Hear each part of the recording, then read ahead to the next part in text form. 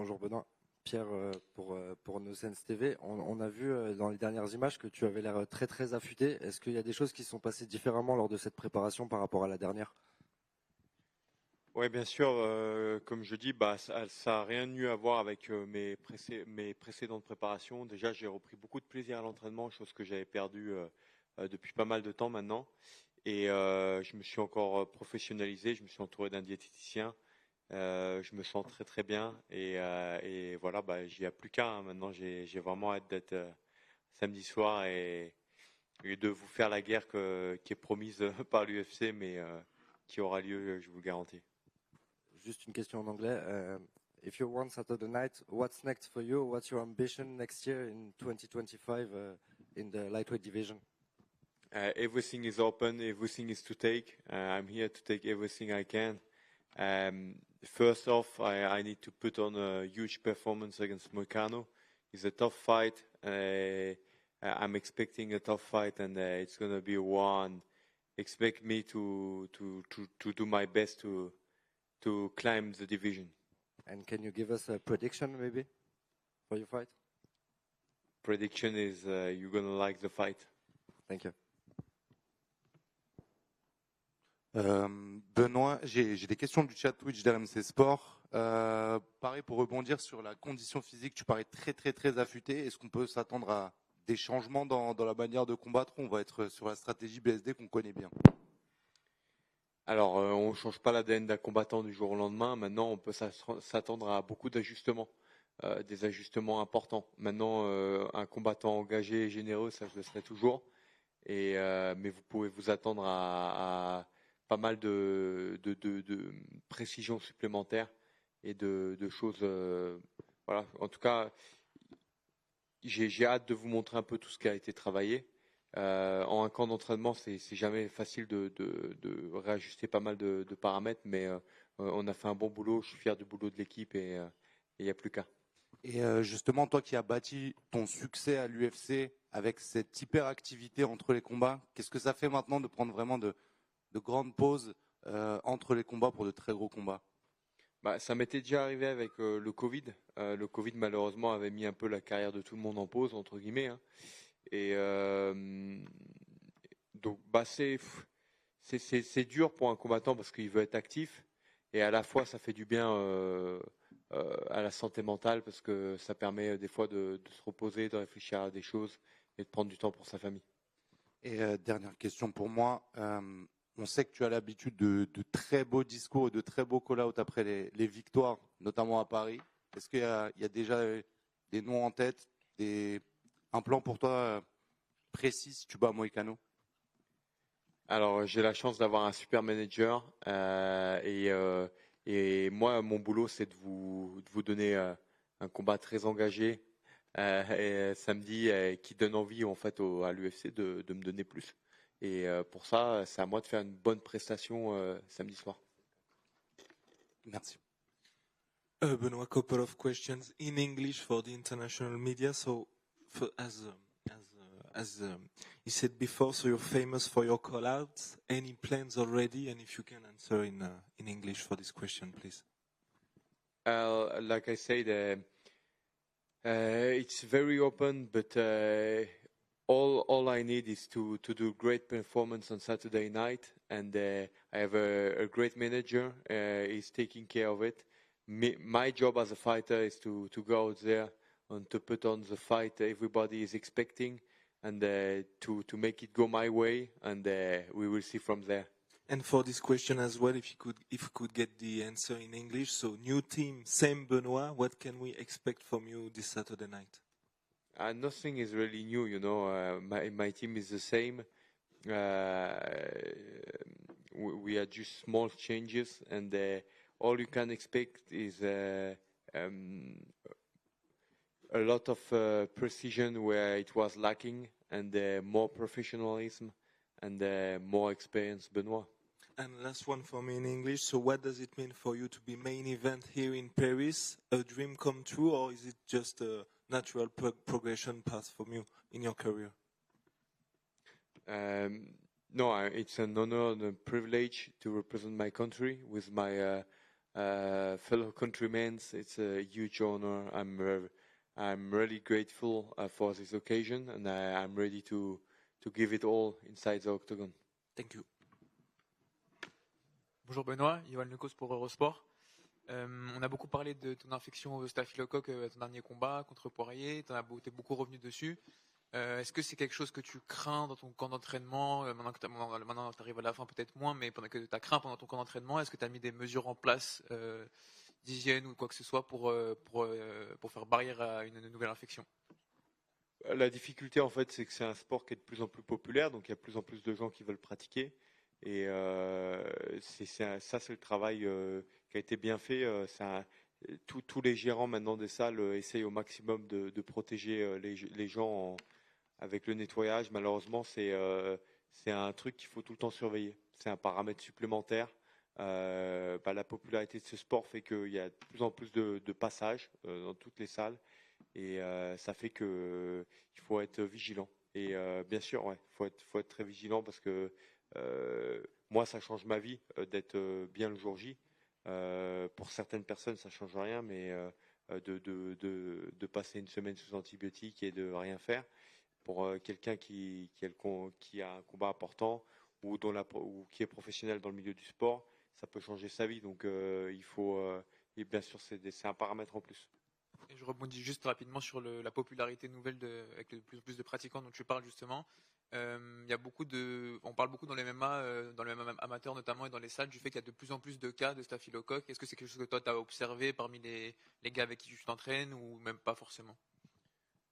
Comme je le dis, hein, il y a plus de monde, plus de passages, donc oui, c'est quelque chose qui a été.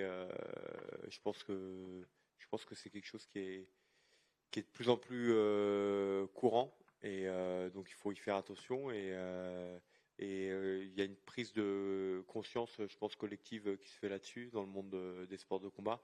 Et voilà, on va voir comment ça va évoluer, mais c'est sûr que c'est pas un truc agréable. Merci. Benoit, right here, Emil Sardarian from Stand 'Em Up. I see you train a lot of Muay Thai with a new trainer as well. Has that been a big focus point in your camp?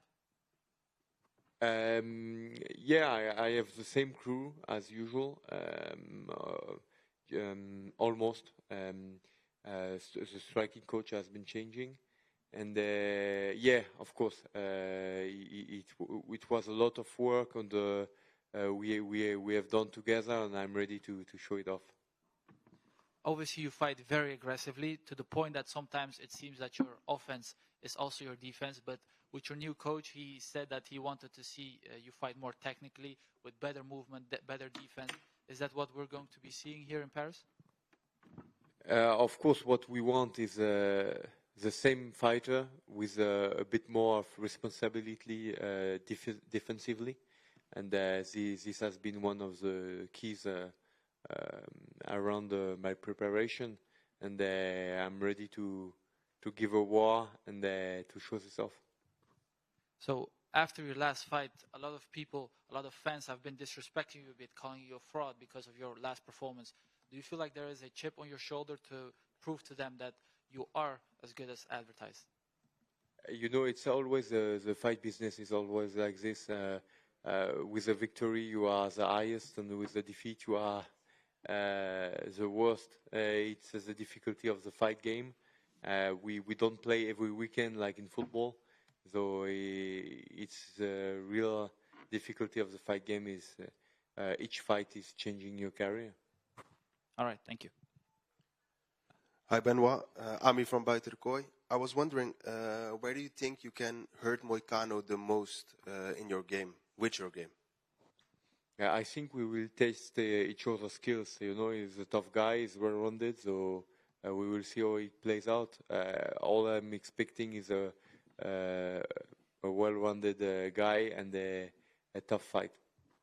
And usually we see Moicano being very strong on the ground, especially his jiu-jitsu. Is that something you try to avoid and keep it standing, or you will go down there with him? I'm a complete mixed martial artist, so can go anywhere, and we will bring it anywhere we can have our way. Thank you, man. Good luck with the fight.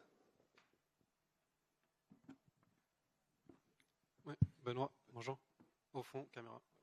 Il y a un an, tu étais en entrée de carte à l'Accor Arena. Aujourd'hui, tu es en main event. Comment tu vis cette ascension fulgurante, toi, personnellement? Alors il y a 2 ans maintenant déjà, hein, c'est la 3e édition. Bah, c'est l'accomplissement de combat après combat, d'un travail d'équipe qui a été fait sur le long terme et de beaucoup d'investissements en fait.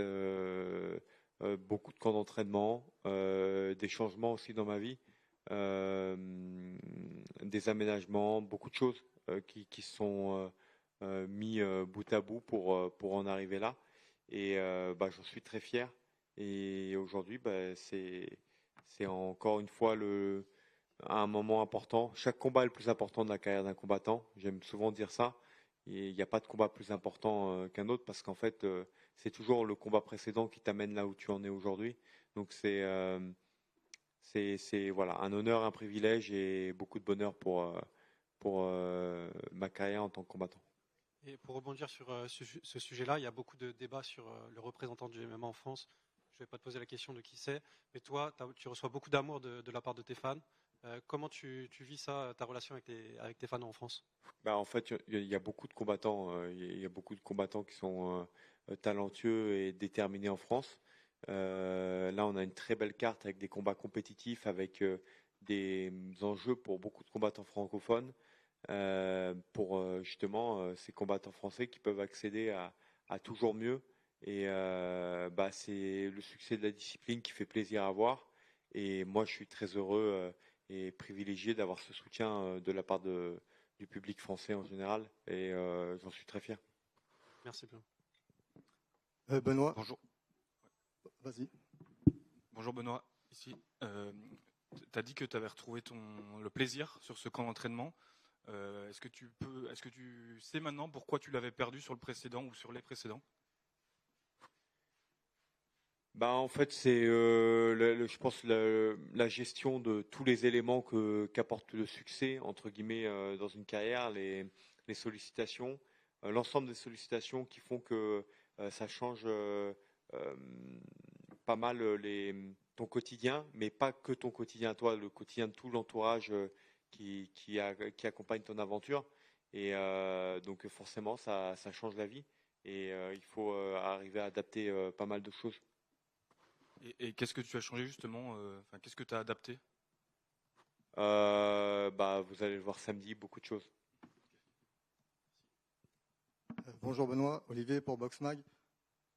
Je voulais que tu reviennes un peu avec nous sur ton combat contre Dustin Poirier, savoir comment tu avais géré entre guillemets intérieurement, comment ça s'était passé le combat, et qu'est-ce que tu en avais retenu? Est-ce que tu avais noté en toi des points faibles, et est-ce que par exemple tu t'étais rendu compte qu'il y avait des combattants qui étaient vraiment très forts?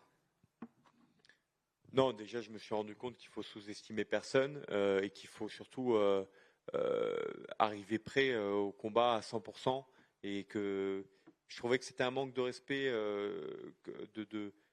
d'annuler comme de prendre le combat dans l'état dans lequel j'étais. Donc dans tous les cas, j'étais un petit peu dans une situation de dilemme, mais les défaites font toujours rebondir et remettre pas mal de choses en question. On parle de responsabilité défensive, même à 100%, peut-être qu'au 3e ou au 4e round, j'aurais été dans le même état que j'étais très très rapidement dans ce combat. On ne sait pas en fait, et ça me prépare pour le futur parce que je sais qu'il y a des choses à corriger et on a travaillé dessus. Et voilà, donc c'est ça. Après, ce qui était frustrant, c'est que par exemple un combat contre Eliseu que je perds à la décision, j'étais quand même fier de ce combat parce qu'à ce moment-là, mon niveau en MMA que j'avais après 2 ans et demi de pratique était là où il était, dans une catégorie qui n'était pas la mienne, et le combat m'a quand même rempli de fierté parce que j'étais à 100% ce jour-là et j'ai pu aller au bout de moi-même. Sur ce combat, j'étais absent mentalement et physiquement, donc c'est pas une situation que je souhaite à un combattant. Je pense que c'est un sport qui est très dur et donc il faut être solide et bien dans sa tête et quelque part être dans le bonheur de l'accomplissement du chemin qui t'amène au combat jusqu'au combat pour justement performer. D'accord, merci. Benoit here. Last time you fought in Paris, you had a great performance against Thiago Moises, and Saturday night you'll be main eventing here in Paris. Does that bring more pressure to you to fight in France? No, but a lot more pleasure. A lot more pleasure because it's easier for us, you know. We are here. It's our country. We don't have the jet lag like we have in the US. We take our time. You have the French media that is around you. You have the French people that are cheering for you. Easier for them to get tickets. Of course, it was sold out very fast, but it's easier for them to get there. It's just more kind of a family moment. And last one for me. So obviously before your fight with Poirier, you had a 5-fight win streak, 5 finishes in a row. Then obviously you don't have the performance you want against Poirier. How did you bounce back from that mentally after winning 5 in a row, 5 finishes, and then having a loss? Yeah, it's always hard. It's always hard to bounce back, but it was a lot of work after this, a lot of questions that I had to answer, what I wanted for the future, and a lot of changes to, to get back to taking a lot of pleasure in what I'm doing, and it was also the accumulation of having so many success so fast. Me and everybody that is surrounding the adventure of as a fighter, it was difficult for them to absorb this fast, and it did us good to have sometimes to readjust a lot of stuff.